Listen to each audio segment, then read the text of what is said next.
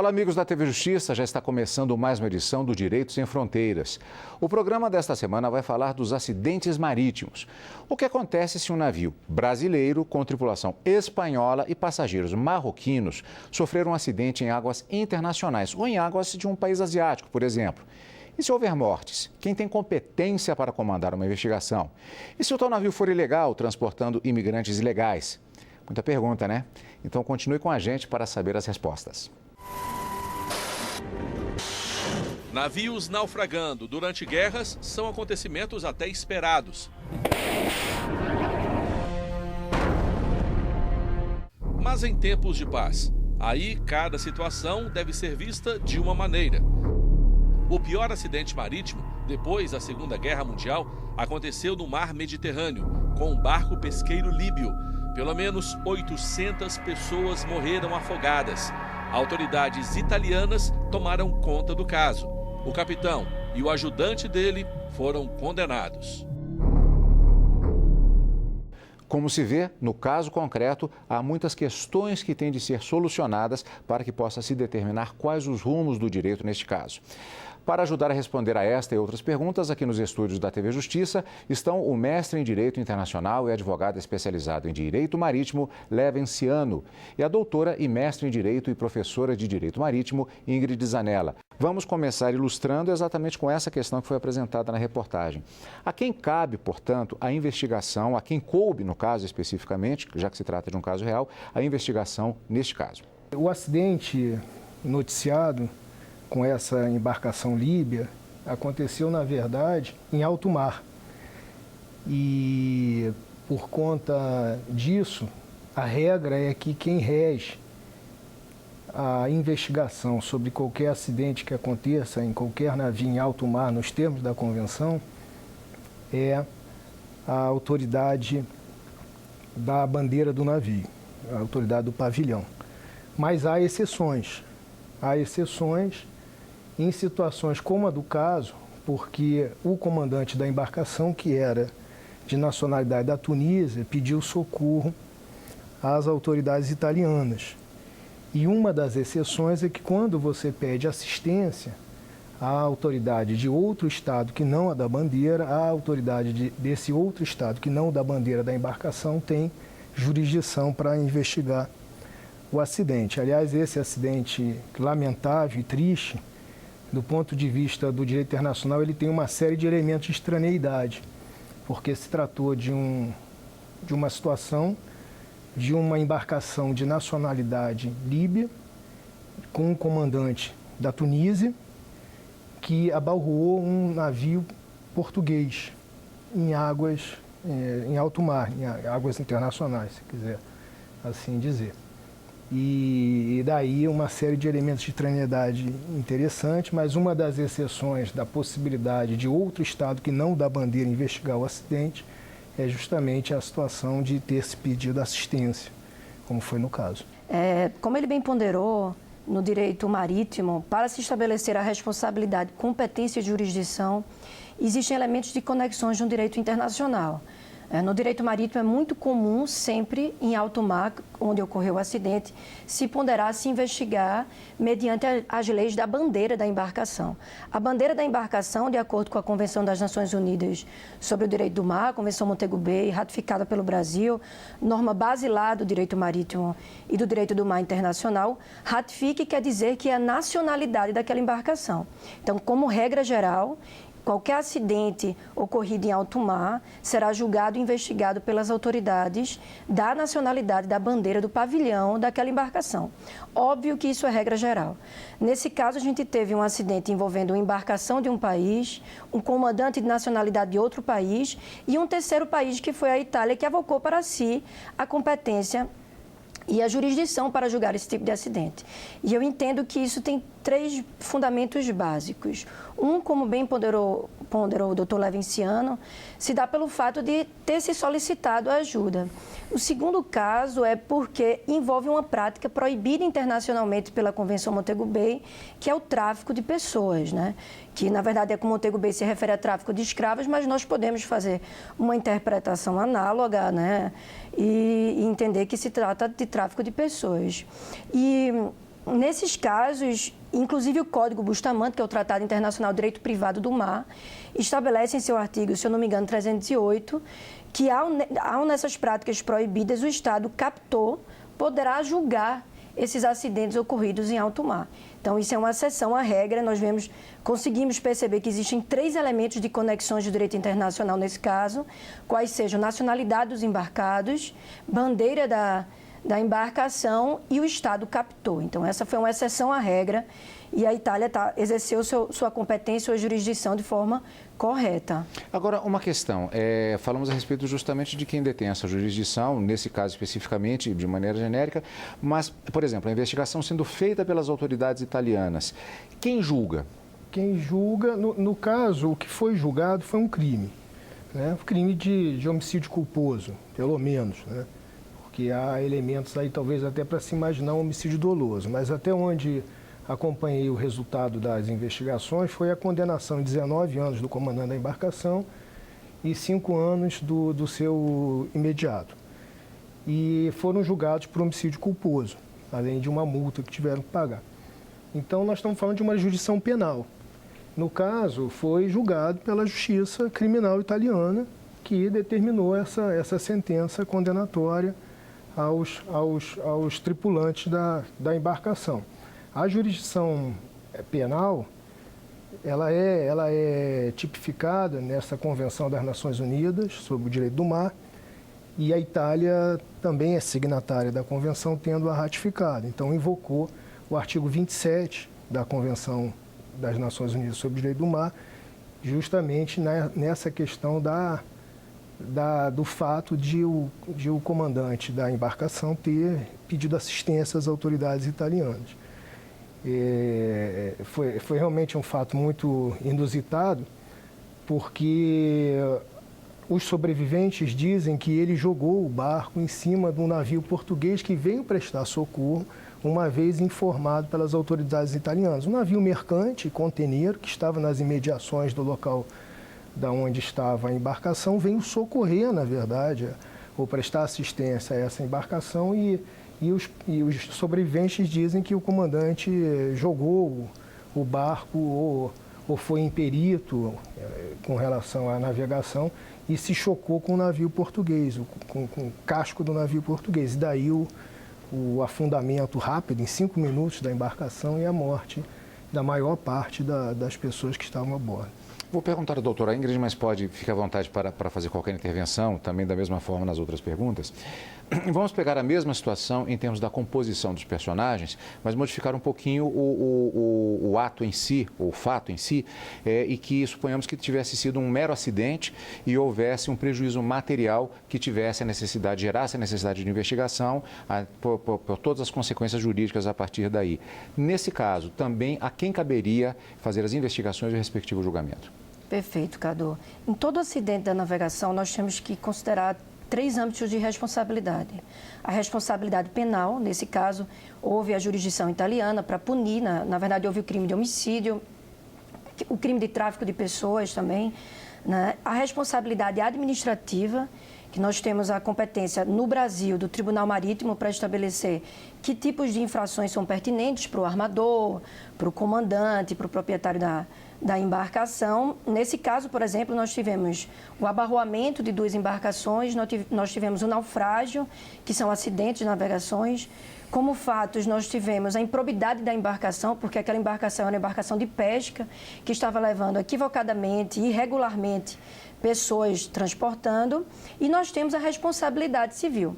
A responsabilidade civil, essa é a responsabilidade que você suscitou no momento, que envolve danos materiais. Nos 3 âmbitos de responsabilidade, nós sempre teremos que perquirir que espaço marítimo ocorreu o acidente. Se nós estamos falando do mar territorial de um Estado soberano, haverá a responsabilidade desse Estado costeiro, no caso do Brasil, mar territorial do Brasil, responsabilidade penal, responsabilidade administrativa e responsabilidade civil perante as autoridades, né? Aqui existe, inclusive, no que tange a responsabilidade penal, a diferença se é uma embarcação de grande ou pequeno porte, competência da Justiça Estadual, da Justiça Federal, como prevê a Constituição. Nesse caso, como foi um acidente em alto mar, a Itália avocou para si a competência jurisdicional penal, né? Mas caso haja responsabilidade civil, também haverá a jurisdição desse país, né, para danos materiais. Tanto o artigo 92 da Convenção Montego Bay das Nações Unidas estabelece esse princípio de unicidade da bandeira, né, e a exceção está prevista no artigo 97, no caso de acidentes em alto mar, e a jurisdição do Estado captou, que nesse caso é o Estado italiano. Se repara que há diversas possibilidades, há diversas questões que envolvem esses casos. E eu faço a pergunta se já existiu alguma situação, se é comum, a existência de algum conflito de competência, ou seja, de países diferentes, nacionalidades diferentes, quererem invocar para si a responsabilidade sobre algum caso desses e de acordo com a resposta, quem decide quando há uma situação como essa? Essa sua pergunta é muito pertinente. O direito internacional, ele, claro, tenta encontrar seus espaços uniformizadores para que justamente uma relação comercial e econômica de importância, como é o tráfego marítimo, como é o comércio marítimo, que movimenta 97% do comércio mundial, que ele tenha uma certa identidade onde todos possam se entender.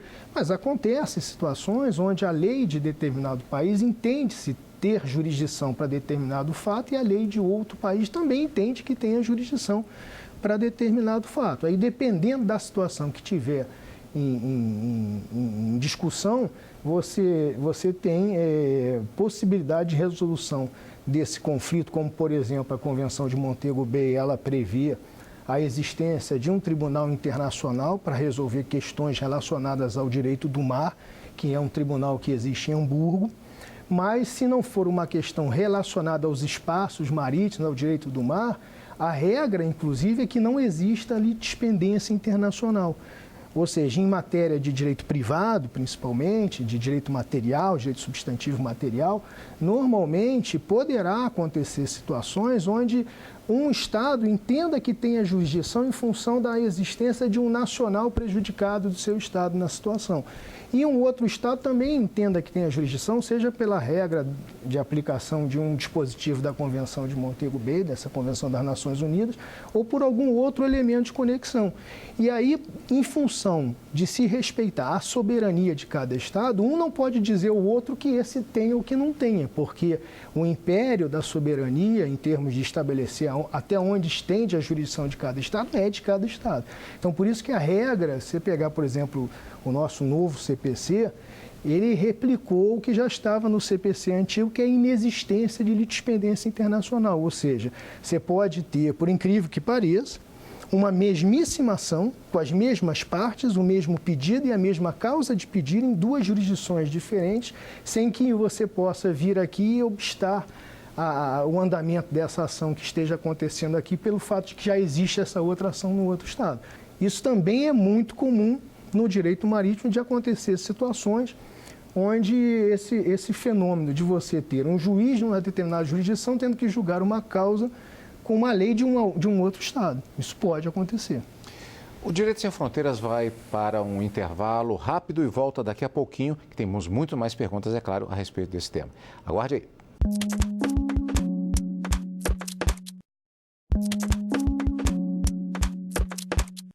Estamos de volta com o Direito Sem Fronteiras, hoje falando sobre acidentes marítimos. Eu gostaria de insistir num ponto que foi bastante abordado, na verdade, no primeiro bloco, mas eu gostaria de especificá-lo um pouquinho mais a respeito de dois dispositivos que foram citados, dispositivos legais, e que são os basilares em relação a essa questão do direito marítimo. Que dispositivos são esses? Perfeito, Cadu. O direito marítimo, por ser um ramo jurídico de natureza mista, ele tem normas tanto de dispositivos de direito público como do direito privado. No cenário internacional, nós podemos elencar duas grandes convenções, tratados, que servem exatamente para basilar esses dois aspectos. É a Convenção Internacional de Montego Bay, das Nações Unidas sobre o Direito do Mar, que é uma convenção universal e trata as normas afetas ao direito público, soberania, a questão da jurisdição, dos espaços marítimos, foi a primeira norma internacional a limitar o que seria mar territorial, zona contígua, zona econômica exclusiva, né? E o Código Internacional de Direito Privado de Havana, o Código Bustamante. Mesmo sendo mais regionalizado, ele é o código que trata das normas de direito privado, ou seja, questões afetas a trabalhos marítimos, a jurisdição do Estado de bandeira, a normas do pavilhão, né? São normas mais afetas ao direito privado marítimo. Nós estamos abordando esses dois tratados como direito público e privado do direito marítimo. Por o direito, como bem posicionado por Dr. Leven no bloco anterior, o direito marítimo ele requer esses elementos de conexões internacionais. Então, esses tratados eles são muito utilizados nessas questões afetas à nacionalidade, ao pavilhão, à localidade e aos nacionais, né? Da mesma forma que para utilizar para a solução de conflitos. Esses elementos de conexões no direito marítimo eles são tão utilizados que a doutrina, inclusive, utiliza princípios, como um recente princípio adotado aqui na Justiça Brasileira, num caso envolvendo vários elementos de conexões na Justiça do Trabalho, uma embarcação de uma nacionalidade, uma camareira brasileira, foi aplicado, por exemplo, o princípio da força da gravidade, trazendo a aplicação da jurisdição brasileira para uma embarcação de bandeira italiana, por envolver uma navegação em diversos estados, que passava inclusive pelo alto mar, só por a camareira ser brasileira. Então, diversos elementos de conexões no direito marítimo e agora um novo princípio norte-americano adotado pela nossa jurisdição. Como assim a força da gravidade? O que significa exatamente? Na verdade, foi uma tradução de um princípio norte-americano que quer dizer most significant relationship, ou seja, qual a norma, qual a relação mais condizente com aquela situação jurídica. No caso, como a gente tinha uma camareira brasileira navegando em águas internacionais, em uma embarcação de bandeira italiana, se eu não me engano, e de proprietário, inclusive de outra nacionalidade, nós tínhamos, naquele caso, diversos elementos de conexão. Nacionalidade, bandeira, nacionalidade da própria trabalhadora. Então, a justiça, nesse caso, com base nesse princípio norte-americano, queria se identificar qual é a relação jurídica mais condizente com a parte, qual a relação jurídica mais eficiente, que pode resguardar esse direito para aquela brasileira. Então, mesmo o direito marítimo tendo fontes internas nacionais, são diversas.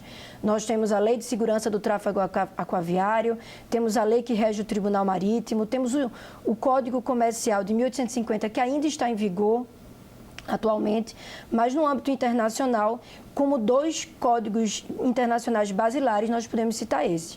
Óbvio que existem diversas outras convenções, como Convenção de Arresto, de Hipoteca, Convenção STCW sobre o trabalho prestado a bordo, convenções, as normas de Orca-Antuérpia, que vão reger os tipos de avaria grossa, quando existe um acidente, mas para os dois elementos básicos de direito marítimo, nós podemos ter esses tratados em mente, principalmente para resolver casos envolvendo diversos atores. Posso fazer só um complemento, acrescentando ao que a doutora Ingrid disse. Esse princípio da força de gravidade ou do centro de gravidade, ele nada mais é, mais uma vez, um exercício de direito internacional. O direito internacional, ele não busca somente quem é a autoridade que tem jurisdição ou que é competente para dirimir o litígio. O direito internacional, justamente por ser internacional, ele também busca qual é a jurisdição mais conveniente, porque às vezes uma jurisdição é competente, mas é inconveniente. Inconveniente de que ponto de vista? Da dificuldade que o autor, se vencedor da ação, terá para conseguir satisfazer o resultado do processo. Então, muitas vezes, mesmo o juiz sabendo que ele tem a jurisdição e que ele é competente para julgar uma causa que envolve elemento de estranheidade no direito internacional, ele pode entender que, apesar de competente, ele não é conveniente para julgar. Há algumas situações na aplicação desse tipo de direito que são bastante curiosas. Nós falávamos aqui no intervalo exatamente a respeito disso. Eu vou aproveitar para perguntar exatamente do que é que se trata. Por exemplo, a chamada passagem inocente. Do que se trata exatamente esse dispositivo? Como se aplica? Perfeito. O direito de passagem inocente ele é previsto na Convenção Internacional das Nações Unidas sobre o Direito do Mar, a Convenção Montego Bay, e estabelece o direito de qualquer Estado atravessar o mar territorial de outro país soberano para chegar a um destino. Então, nada mais é o direito que possibilita qualquer embarcação mercante de cruzar o mar territorial, que são as 12 milhas do Estado costeiro, para chegar ao seu ponto de destino. O mar territorial, de acordo com a nossa Constituição Federal, é espaço brasileiro, é Brasil. Então, nós temos jurisdição e soberania sobre todos os atos que acometem no mar territorial. A passagem inocente é interessante porque ela vem ser uma exceção à regra. De fato, quando um navio mercante estiver cruzando o nosso mar territorial para chegar a outro ponto de destino, qualquer acidente, qualquer questão de responsabilidade civil não vai ensejar a responsabilidade do Estado costeiro, vai incidir a lei do pavilhão, salvo quando o armador ou proprietário daquela embarcação solicitar ajuda ao Estado costeiro ou quando existir um dano decorrente daquela passagem. Se acontecer, por exemplo, um crime de conhecimento das autoridades brasileiras, a autoridade brasileira ela não pode abordar a embarcação? Não, esse é um dos fatos curiosos que nós temos na navegação, né? Realmente você não tem jurisdição penal para intervir num navio que esteja fazendo a sua passagem inocente, mesmo que um crime tenha acontecido a bordo. A autoridade do Estado brasileiro só poderá intervir se ele for solicitado assistência, como no exemplo lá do acidente com o barco líbio, que foi pedida assistência ao Estado italiano, e daí a jurisdição italiana até de condenar o comandante, ou se de alguma maneira essa passagem inocente não é tão inocente assim para o Estado costeiro, se ela está causando alguma consequência, está tirando a paz do mar territorial, está atingindo a ordem do Estado costeiro. Então, por exemplo, como a doutora Ingrid citou, se o navio está poluindo e essa poluição vai atingir praias na costa brasileira, isso evidentemente dá direito de intervir ao Estado costeiro brasileiro. Mas o direito marítimo ele tem situações curiosas, não só essa, mas também, por exemplo, o Código Bustamante prevê que se houver um abalroamento, que é o choque entre dois navios, mesmo que esse abalroamento seja no mar territorial brasileiro, e que se caso por coincidência os dois navios são de uma mesma bandeira estrangeira e o acidente é de causa fortuita, o Estado brasileiro não teria jurisdição para julgar aquele acidente de acordo com o Código Bustamante. Então, existem certas curiosidades assim que seriam interessantes para uma prova de faculdade ou de nota de rodapé de livro, para saber se os alunos estão atentos com relação a todas as situações. Agora, isso não significa um salvo-conduto, por exemplo, num caso de um homicídio, por exemplo, dentro de uma embarcação que passa por esse limite territorial e que não há nada que faça com que as autoridades brasileiras possam alegar que há uma motivação legal para que haja uma intervenção. Mas não é um salvo-conduto. Chegando no destino, havendo conhecimento do fato criminoso, claro, as autoridades, dentro dos critérios estabelecidos, elas têm o dever e a legislação as incumbe de agir naquele caso. Claro, na verdade, a jurisdição penal primária e originária é do Estado da bandeira. É como se você estivesse nos perguntando agora se nós, Estado brasileiro, deveríamos nos preocupar com um crime que aconteceu lá na Nigéria. Aquilo é o Estado estrangeiro. Aquele navio ele é uma extensão de um Estado estrangeiro que está passando pelo nosso Estado. Desde que isso não nos cause nenhum dano, nenhuma consequência para o Estado, a jurisdição é do Estado da bandeira. É claro que chegando ao destino, as autoridades locais vão averiguar e aí, dependendo dos elementos de conexão do país do destino, poderá haver ou não um processo penal acerca daquela situação. Mas, teoricamente falando e originariamente, a jurisdição é do Estado da bandeira do navio. Perfeito. Bom, nós temos muitas perguntas, na verdade, que eu gostaria de fazer. O tema, na verdade, se percebe que ele é quase tão vasto como o oceano, com o perdão da analogia que aqui eu faço, mas existe, inclusive, alguns temas que eu gostaria de abordar, por exemplo, como a questão dos imigrantes ilegais. É um fenômeno que acontece, mas isso já renderia um programa inteiro à parte. Posteriormente, voltaremos a falar a respeito desse tema. Eu gostaria, inclusive, de mostrar aqui para os nossos amigos telespectadores o livro Direito Constitucional Marítimo, o acesso à justiça no Tribunal Marítimo e seus princípios constitucionais processuais, que é de autoria exatamente da professora Ingrid Zanella, que está aqui conosco. Com a possibilidade, inclusive, de se conferir, existem outras obras de referência também. É um ramo do direito particularmente apaixonante por todas as pessoas com quem eu já conversei, que trabalham diretamente com isso e que tivemos a oportunidade de mostrar um pouquinho dele no nosso programa de hoje. Infelizmente, nosso Direito Sem Fronteiras está terminando por aqui e a gente volta em uma próxima oportunidade. Eu gostaria de agradecer mais uma vez ao mestre em Direito Internacional e advogado especializado em Direito Marítimo, Levenciano, e à doutora e mestre em Direito e professora de Direito Marítimo, Ingrid Zanella. Muito obrigado pela presença de ambos aqui nos estúdios da TV Justiça. E você, amigo da TV Justiça, acompanha a nossa programação também pela internet. Este e outros programas estão lá e podem ser vistos a qualquer hora, de qualquer lugar. Acesse tvjustiça.jus.br. O nosso e-mail é direitosemfronteiras@stf.jus.br. Até a próxima. Tchau.